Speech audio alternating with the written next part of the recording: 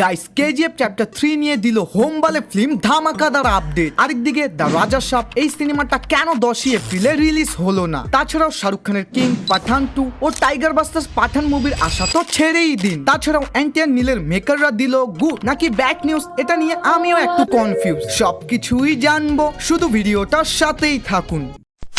প্রথমেই কথা বলি দ্য রাজা সাপ মুভিটা নিয়ে। ভাই 10 এপ্রিল এই সিনেমাটা রিলিজ হওয়ার কথা ছিল, তবে 10 এপ্রিল আসলো এবং চলেও গেল। ভাই মুভি তো দূরের কথা, এখন পর্যন্ত ট্রেলার টিজারও আসেনি। বাট এই সিনেমার ডিরেক্টর মারুতি বলেছে দ্য রাজা সাপ মুভির কাজ অনেকগুলো স্টুডিওকে দেওয়া হয়েছিল, যার মধ্যে আমাদের কাছে শুধু কয়েকটাই আউটপুট এসেছে, এখনো ভিএফএক্স ও সিজিআই আউটপুট আসা বাকি আছে। আর ভাই আপনারা তো জানেনই এটা হরর কমেডি জনারের মুভি, তাই ভিএফএক্স মোস্ট ইম্পর্টেন্ট। তিনি আরো বলে এই সব কিছু আমাদের কাছে চলে আসলে আমরা খুব শীঘ্রই নতুন রিলিজ ডেট কনফার্ম করব। আর ভাই এটা নিয়ে বেশি টেনশন নিয়েন না, যারা ডাইনোসর প্রভাসকে আগে থেকেই চিনেন তারা তো অলরেডি জানেন প্রভাসের মুভি পোস্টপোন হওয়া এটা একটা নর্মাল বিষয়। সালার আদিপুরুষ কালকি সবগুলোর সাথে এমনই হয়েছিল।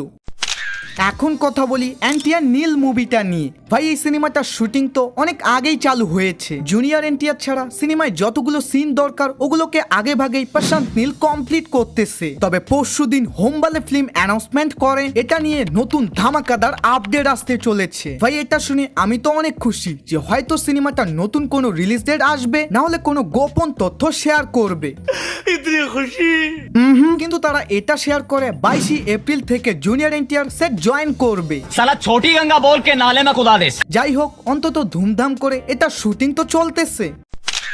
এখন কথা বলি কিং মুভিটা নিয়ে। ভাই এই সিনেমাটার আশা ছেড়ে দিন। ওয়েল এটা আমি কেন বলতেছি, মূলত প্রথমত এই সিনেমার ডিরেক্টর চেঞ্জ হয়, দ্বিতীয়ত শুরুতে এটা সোহানা খানের মুভি বললেও এখন এটা পুরোপুরি এসআরকের মুভি। ভাই এই পর্যন্ত তো সবকিছু ঠিকঠাকই ছিল, কিন্তু শুটিং গত বছরই শেষ করে এই বছর রিলিজের প্ল্যানিং করেছিল, বাট তারা এখনো কিছুই করেনি। তবে ফাইনালি ডিরেক্টর সিদ্ধার্থ আনন্দ অফিসিয়াল ভাবে বলে 18 মে থেকে এই সিনেমার শুটিং চালু হবে। I mean this is the first schedule. এরপর কিন্তু আরো মাল্টিপল লোকেশন প্লাস ইন্টারন্যাশনালিও শিডিউল রাখা হবে, কারণ বলিউড বাচ্চা চায় না জওয়ান ও পাঠানের মতো ব্লকবাস্টার দেওয়ার পর তিনি কোনো নর্মাল কনসেপ্টে কাজ করুক। এবং এইবার যদি সবকিছু ঠিকঠাক থাকে, মানে শুটিং ঢিলে না হয়ে প্ল্যান মতামত চলে, তাহলে আমরা এটাকে 2027 সালের একদম লাস্টের দিকে দেখতে পেতে পারি। আর পাঠান 2 এন্ড টাইগার ভার্সেস পাঠান ওই মুভিগুলোর আশা তো আপনি ছেড়েই দিন।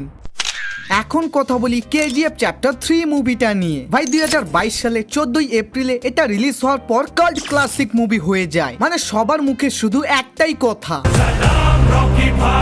সোজা কথায় অনেকগুলো ডায়লগ দর্শকদের মনে এই সিনেমা গেঁথে দিয়েছিল। এবং এই বছরের 14 এপ্রিলে সিনেমাটা 3 বছর পূর্ণ হয়, যার জন্য হোমবালে ফিল্ম স্পেশাল একটা ভিডিও ড্রপ করে। কিন্তু শেষে একটা ভয়েসে শোনা যায় KGF 3 see you soon. I mean মেকাররা এখন থেকে সিনেমাটার হাইপ তৈরি করতেছে, যেখানে বর্তমান আমাদের রকি ভাই তার আপকামিং টক্সিক ও রামায়ণ নিয়ে প্রচুর বিজি আছে। তাই 2030 সালের আগে আমার মনে হয় না কেজিএফ চ্যাপ্টার 3 আমরা দেখতে পারবো। বাট বলা যায় না, মেকাররা আবার হুটহাট করে নতুন কোনো প্ল্যানিংও করতে পারে। তবে অবশ্যই অরিজিনাল রিপোর্ট দেখে এক্সাইটেড হবেন, যেগুলো তোমরা এই চ্যানেলে প্রতিনিয়ত দেখতে পারবা। তাই বেশি কিপটামি না করে এখনই আমাদের চ্যানেলটাকে সাবস্ক্রাইব করে রাখো। বাই।